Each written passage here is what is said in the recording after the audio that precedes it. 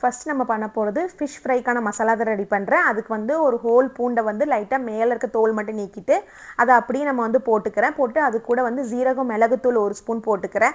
இது வந்து ஃப்ளேவருக்காக தான் போடுறது. சம்டைம்ஸ் இது போடாமே நல்லாயிருக்கும். பட் நான் இப்போ இதை ரீசன்ட் டைம்ஸில் போட்டு தான் பண்ணுறேன். இது கூட 1.5 ஸ்பூன் வந்து நான் வத்தப்பொடி மட்டும் போடுறேன். வத்தப்பொடி போட்டுட்டு இது வந்து காரம் காஷ்மீரி சில்லினால ரொம்ப காரம் வந்து ரொம்ப அதிகமாக இருக்காது.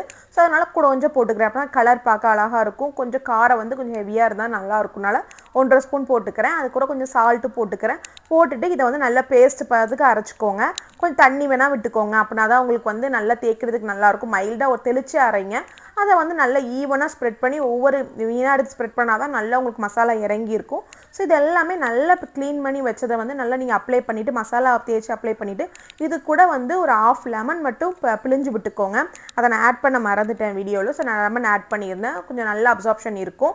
ஸோ அதுக்கப்புறம் வந்து சைட் பை சைட் பொல்லங்காய் பொரியல் வந்து கட் பண்ணி வச்சு அது கூட சால்ட் போட்டு மேக்னேட் பண்ணி வச்சுட்டேன். அதையும் இதை வந்து கடுகு போட்டு எண்ணெய் கடுகு அப்புறம் கொஞ்சம் கடலைப்பருப்பு இது எல்லாமே நான் போடுறேன். போட்டுட்டு வந்து அதை தாளிசம் பண்ணால் தான் நமக்கு வந்து ஃப்ளேவர் நல்லாயிருக்கும். குட்டீஸ் வந்து கொஞ்சம் வந்து ரொம்ப ட்ரையாக இருந்தால் சாப்பிட மாட்டாங்கனால கொஞ்சம் கடலைப்பருப்புலாம் போட்டோன்னா சாப்பிட்டுப்பாங்க.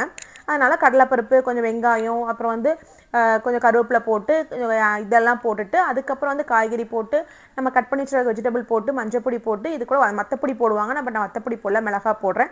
அதுக்கு ஒரு சைட் பை சைட் தேங்காய் கீரி அது கூட ஒரு 1/2 மிளகாய் போட்டு கொஞ்சம் சீரகம் ஒரு பல்லு வெள்ளைப்பூடு போட்டு அதையும் நான் கிரைண்ட் பண்ணி வச்சுட்டேன். கிரைண்ட் பண்ணி வச்சு அந்த மசாலாவை ஆட் பண்ணோம் அப்படின்னா முடிஞ்சிருச்சு. ஸோ இதுக்கப்புறம் வந்து நான் எக்கு வந்து பாயில் பண்ணி வச்சதை வந்து கட் பண்ணி ஈவனாக கட் பண்ணி ஸ்லைடிங்காக 2 கட் பண்ணிக்கிறேன். ஸோ இது வந்து ஃப்ளேவருக்காக கொஞ்சம் வந்து நான் ஆனியன் போட்டு கொஞ்சம் ஃப்ரை மாதிரி பண்ணியிருக்கேன். எக் ஃப்ரை மாதிரி பண்ணியிருக்கேன் இன்றைக்கி. ஸோ ஒரே ராவா சாப்பிட்றது கொஞ்சம் டிஃப்ரெண்ட்டாக இருக்கணும்னு பண்ணியிருக்கேன். இது வந்து ஆயில் போட்டு சின்ன வெங்காயம் கொஞ்சம் பெப்பரு கரம் மசாலா கொஞ்சம் வத்தப்பொடி கொஞ்சம் உப்பு இது எல்லாமே போட்டு நல்லா சாட்டே பண்ணிக்கோங்க. சாட்டே பண்ணிவிட்டு அப்படியே முட்டையை வந்து அப்படி போடாதீங்க. அப்படி நான் வைக்கிற மாதிரி கவுத்தி போடுங்க. போட்டு நைட்டாக வதக்குனாலே போதும். உங்களுக்கு அந்த ஃப்ரையோட டேஸ்ட் வந்து ஒரு 10 மினிட்ஸில் இந்த வந்து இந்த பெப்பரோட மசாலாவில் இறங்கிடும்.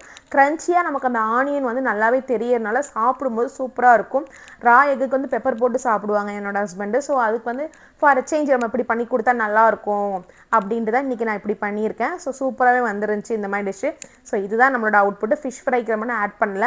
ஸோ நார்மலாக ஃபிஷ் ஃப்ரை பண்ணோம் அப்படின்னா நமக்கு அவுட்புட் சூப்பராக வந்து நம்ம ஹெல்த்தியாகவும் இருக்கும். ஸோ வீக்லி ட்வைஸாவது ஃபிஷ் எடுங்க. ரெகுலராக பார்க்கணுன்னா என்னோட சேனலை மறக்காமல் சப்ஸ்கிரைப் பண்ணுங்கள், லைக் பண்ணுங்கள், ஷேர் பண்ணுங்கள். ஸோ உங்களோட கமெண்ட் உங்களுக்கு எது ரெசிபிஸ் பற்றி டவுட் இருந்தால் கமெண்ட்டில் பின் பண்ணுங்கள். நான் அதை பற்றின டீட்டெயில் வீடியோவும் உங்களுக்கு போஸ்ட் பண்ணுறேன். பாய்.